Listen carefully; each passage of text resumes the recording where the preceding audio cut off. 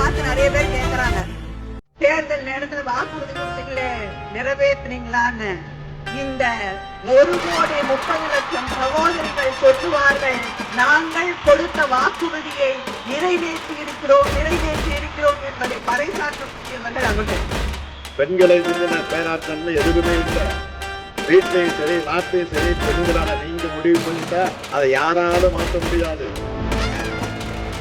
வெள்ளூர் தமிழ் பெண்களை வெற்றியை தேடிப்பாங்க. நான் மீண்டும் உங்களுக்கு உறுதியை ஆக்குகிறேன். அடுத்து அமைய இருக்கக்கூடிய திராவிட மாடல் 2.0 பெண்களுக்கான ஆட்சியாகத்தான் இருக்கும்.